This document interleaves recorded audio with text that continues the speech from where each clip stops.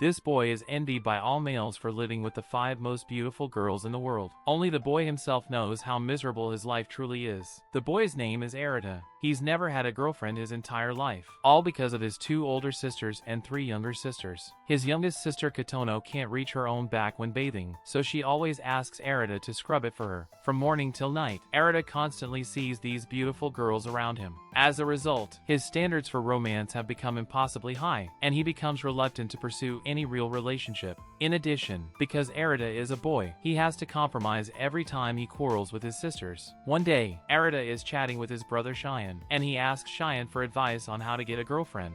At this moment, the 5 sisters appear together. The eldest sister Bonri has a humorous personality and often teases her younger siblings. The second sister Seiha thinks logically like a programmer. The third sister Uka suspects Arata of being perverted and corrupting Shion, always ordering her pet dog to punish him. The fourth sister Minami loves sports but frequently accidentally hurts Arata. The youngest Katono is extremely shy and rarely speaks. Arata tries hard to avoid his sisters, spending most of his time with Shion instead, but Uka never gives him that chance. Uka and Arata are fraternal twins, so they are both in their sophomore year of high school now. Uka often comes to Arata to borrow notes, and she actively helps Arata find a girlfriend in order to prevent Arata from having perverted thoughts about her sisters. During the chat, Uka learns that his friend Yokoyama is Arata's crush, and Uka plans to invite Yokoyama to hang out on the weekend. Arata asks her to mind her own business, and the two of them start to quarrel. At this moment, Katono is peeking at Arata's picture, with her cheeks turning red. The day of Katono's birthday arrives. Everyone dresses in formal attire, but the relaxed atmosphere soon shatters with the sound of an argument. Minami has lost Uka's Apple earphones. Uka becomes furious and declares she doesn't want a sister like Minami. Arata reminds them that they are all relatives and should not say such hurtful words to each other. Although they don't care much about Arata usually, his sisters still think of him as an older brother when he's serious. That's when Kaname, the father of these children, comes in. Next, Kaname announces a big news. The 7 children of this family are all adopted by him. Only Minami and Shion are fraternal twins here. The rest share no blood relation. This means the claim about Arata and Uka being twins was also a lie. The kids fall into heavy silence, with their faces unreadable. It takes Arata hours to process the shock. After he thinks about it for a long time, he finally believes what their foster father said. As their hair colors are completely different, they couldn't possibly all be related. The evening hangs heavy after Kaname leaves, and the 7 kids hold a family meeting. Bonri, adopted around age 4, has hazy memories of something special but keeps quiet without knowing why. Hours pass with them sitting in thick silence, all stewing in mixed feelings.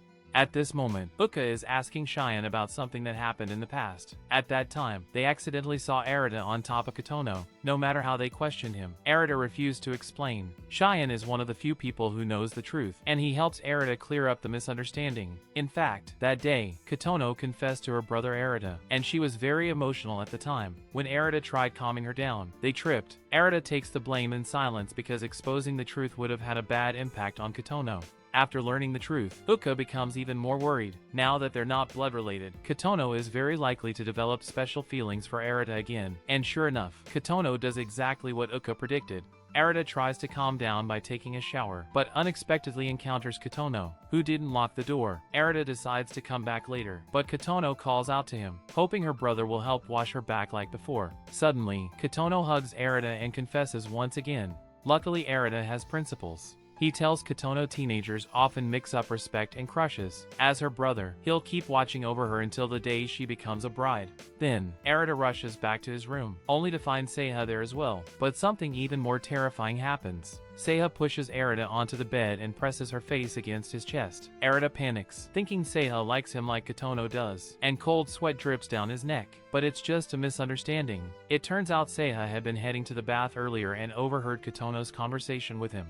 Seiha has always been rational. She thinks Katono has confused her affection for her brother with romantic feelings. To prevent Arata from developing any strange feelings for others, Seiha deliberately initiates a close physical contact to see if there's any flutter in his heart. But thankfully, Arata's heartbeat remains perfectly normal.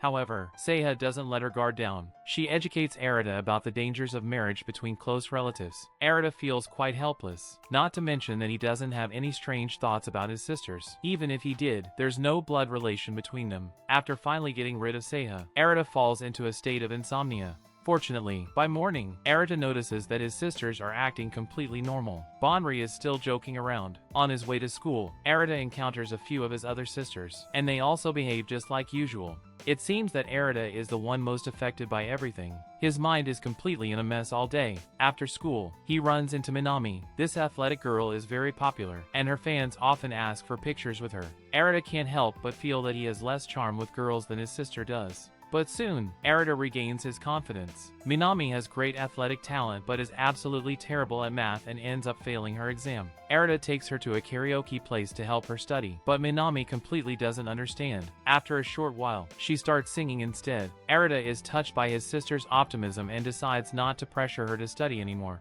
As they are leaving, Arata notices that Yokoyama already has a boyfriend. Minami picks up on her brother's unusual behavior and, having heard from Uka that Arata has a crush on Yokoyama, she spends the entire way home trying to comfort him. Encouraged by his sister, Arata starts to feel less depressed. Minami is like the sun, warming her family. She brings cake to Uka and even finds the missing headphones, completely resolving the tension between them. Life seems to have returned to normal, as if they are no longer affected by the news their adoptive father announced. The only exception is Arata and Katono, who still feel a bit awkward when they're together. Whenever this happens, Seiha would appear like a ghost, reminding Arata not to have any indecent thoughts. Arata, in an attempt to avoid Seiha, goes to school, only to find Uka waiting to give him trouble. She urges Arata to confess his feelings to Yokoyama, but Arata refuses since Yokoyama already has a boyfriend. Just then, Uka is called away by a classmate who seems to have feelings for Arata. Flustered, Uka teasingly calls her brother a perv, and it seems she doesn't really want Arata to leave his single status after all.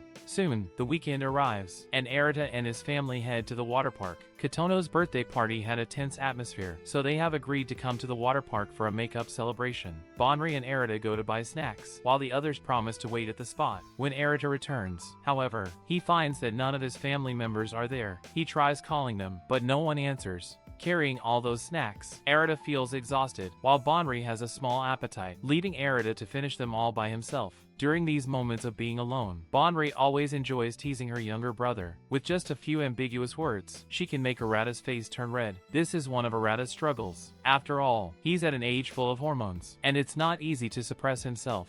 Arata tries hard to stay calm, but in the end, he still gets distracted and trips. Fortunately, the two then start to experience the water park attractions, and Bonri finally stops teasing her brother, focusing instead on the fun activities. After Cheyenne and the others finish their activities, they find themselves unable to get in touch with Arata. They decide to temporarily give up on trying to contact him and instead focus on enjoying all the attractions the water park has to offer. On Arata's side, he finally gets a rare chance to be alone with Bonri. He's curious about what his sister thinks regarding the fact that they don't share a blood relationship. For others, it might not have as much of an impact, but Arata has already been affected by Katono's confession and Seiha's warning. He's troubled, but it's not something he feels comfortable telling Bonri. Bonri notices that her brother isn't in a good state and shares her thoughts with him. Even though they don't share a blood relation, she promises to protect him and their sisters. Bonri gently pats Arata's head, just like she did when they were kids. At that moment, a girl accidentally spills her drink on Bonri, and Arata immediately shields her with his body. This time, it's him protecting his sister. Bonri feels that Arata has matured, and during the rest of their time at the park, she can't help but take his hand.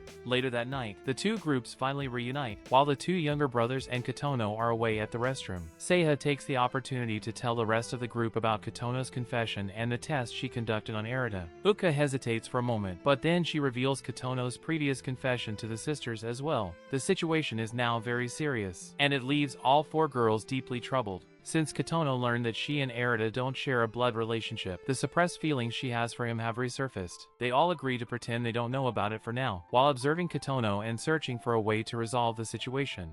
Lately, Arata often hides in the bathroom to share his worries with Cheyenne. He feels that without the protection of a blood relationship, he is no different from a beautiful woman walking into a prison full of pervs, and the sisters are trying various ways to win his heart. Cheyenne deliberately teases Arata, saying that if the fact they're not related by blood had been exposed, every boy in the school would be jealous of him. Cheyenne doesn't understand Arata's troubles. Their family relationships are teetering on the edge of collapse. For example, Arata notices that Uka has been looking at him strangely lately, and he hopes it's just his imagination. For over a decade, they were told they were twins, which made their relationship particularly special. Then, Uka suddenly confesses her feelings to Arata, startling him so much that he nearly wets his pants in front of everyone. Uka explains that it's an admiration for him, not the affection that a woman has for a man. She's pleased that Arata didn't take advantage of Katono when she was confessing her feelings. Hearing this, Arata relaxes a little. What he doesn't know is that Uka is lying. In fact, this little girl actually has feelings for him too. To make matters worse, part of their conversation is overheard by Minami. Among the 5 sisters, she's the best at sports and outgoing, who never holds back what she wants to say. But this time, she hesitates. Minami really wants to know what happened between Uka and Arata, yet the uncertainty torments her. She tries several times to ask Arata about it, but in the end, she never musters the courage. Arata notices that Minami seems a bit off. Even when he goes to take a bath, he keeps thinking about it and doesn't realize that Seiha is in the bathroom, ready to bathe. Arata scolds Seiha for not wearing clothes in the bathroom. Seiha teases him for overreacting. As a top student, she instinctively starts lecturing. In her view, after living together as a family for more than 10 years, they should already be very familiar with each other's bodies, and there shouldn't be any feelings involved. Arata feels helpless and goes back to his room. Just then, the eldest sister, Bonri, pays him a visit. It has been 2 years since she last entered Arata's room, and she comes to invite him for a date. The word date is something Bonri uses on purpose to tease Arata, as she enjoys playing with him like that. Her real intention is to fulfill her little brother's wish. Arata has long wanted a smartphone. At first, Arata thinks Bonri is just taking another prank on him, but what happens next leaves him genuinely confused. While Arata is picking out a phone, Bonri suddenly brings up something she once heard. When people are choosing phones, their view on choosing a partner can be reflected. Whether they care more about looks or inner qualities can be seen from whether they prefer a phone's design or its performance. Bonri often brings up topics related to romance in a seemingly casual way, and when she hears there's a discount for couples buying phones together, she deliberately initiates physical contact with Arata, trying to pretend they're a couple. Arata, worried their lie would be exposed, refuses Bonri's suggestion. After buying the phone, Bonri takes Arata to get ice cream, just like on a couple's date. Thankfully, she reins herself in a bit this time and doesn't take their intimate interactions any further. Instead, she and Arata reminisce about the past. When they were kids, they used to argue all the time. Whenever Katono got upset, she would hide in the closet. Uka acted more like the eldest sister than Bonri, always stepping in to uphold justice among them. Despite all the years that have passed, not much has changed. The moment Bonri brings up anything spooky, she still gets scared just like when she was a kid. At this moment, Katono is looking at a group photo from their trip to the water park, and her gaze always lingers on Arata. Suddenly, she sees a newly posted photo from Bonri, which is a picture of her with Arata. Katono already feels upset from jealousy, and what happens next pushes her to the brink of emotional collapse. Today, Bonri acts overly intimate toward Arata, all because of Minami. Minami is worried that things will become more chaotic if Uka gets involved too, as the matter between Arata and Katono hasn't been resolved yet. That's why Minami secretly asks Bonri to test Arata's feelings. The outcome turns out to be very satisfying for her. Just then, an accident happens. Minami mistakenly sends the message to the group chat. In it, she mentions that there probably isn't anything going on between Uka and Arata, although she immediately withdraws the message. The problem is, Katono has already read it. While everyone else is focused on Arata's attention shifts to Seiha. He notices that his second eldest sister has been zoning out lately, so he tries to comfort her, saying that if she ever runs into a problem, she can come to him for help. Actually, her problem is related to Arata. Last time, in order to protect Katono, she deliberately tried to seduce Arata to test his reaction. Things went awkward in the end. Arata didn't respond in a perverted way at all. Instead, it was Seiha who felt a bit excited. Seiha can't quite figure out the source of these emotions. To resolve her confusion, she suggests playing a little game with Arata. Arata refuses to go along with her test. That's when Seiha, like most older sisters, starts bringing up old favors, reminding him that she helped him improve his test scores just last month. Arata doesn't want to feel indebted to Seiha, so he reluctantly agrees. The test is essentially a spinning wheel game, where each spin randomly tells them to place a hand or foot in a specific area. The core of the game lies in the limited space available, so as the game progresses, physical contact between Seiha and Arata becomes inevitable. Seiha, usually as quiet as a cat, now acts like a hungry tiger. Arata, on the other hand, is like prey. He does his best to shift his posture and keep his distance from Seiha. At one point, Arata considers giving up, but he's afraid Seiha might misunderstand and think he's starting to have feelings for her. Feeling helpless, he decides to continue the game. As the game goes on, Seiha starts introducing dopamine, oxytocin, and serotonin, which can make people feel happy. In the early stages of love, the body releases large amounts of dopamine, and during physical intimacy between couples, oxytocin is released. Seiha has never been in a romantic relationship. Everything she knows comes from books and theoretical knowledge. That's why she needs Arata to act as the test subject in her experiment. Fortunately, the entire experiment does not get out of hand. After the test, Seiha confirms that she does not have romantic feelings for Arata. Like a playboy, Seiha leaves without hesitation and becomes indifferent the moment Arata loses his value. Unexpectedly, just after Seiha leaves, Uka arrives at Arata's room. She invites him to play a fighting video game. They usually only play this kind of game on holidays, so Uka's unusual behavior catches Arata's attention. Once the game begins, Uka wins several rounds in a row, unaware that Arata is distracted. When Uka gets excited from winning, she tends to make a lot of small movements, and all the physical contact causes Arata's mental chaos. Once Arata regains his focus, Uka starts losing repeatedly in the game. Not following sportsmanship, she decides to attack Arata in real life when she can't beat him in the game. This directly leads to even more frequent physical contact between them. While struggling, Arata accidentally pushes Uka down. Time seems to freeze, and both of them are stunned. Uka suddenly remarks that Arata has grown from a boy into a man. As she leaves, her cheeks are noticeably flushed. Neither of them realizes that Katono is hiding in Arata's wardrobe. This unexpected situation sets off another unforeseen event. While Katono and the sisters are watching a romance drama together, a confession scene comes up. They begin discussing topics related to love. Seiha takes a practical approach, considering many real-life factors. Uka hopes to meet the perfect husband like in a romantic manga. As for Minami, she only cares about if the couple falls for each other, and nothing else matters to her. These young girls each have their own understanding of love, and they keep talking late into the night. At this moment, Katono suddenly calls out to her sisters and loudly confesses her feelings for Arata. She is certain that what she feels is not just a younger sister's affection for her brother, but the desire of a woman wanting to marry a man. Katono senses that her sisters all have varying degrees of feelings for Arata, so to take advantage ahead, she bravely speaks her true thoughts. Everyone is stunned, as they never expected Katono to be so bold.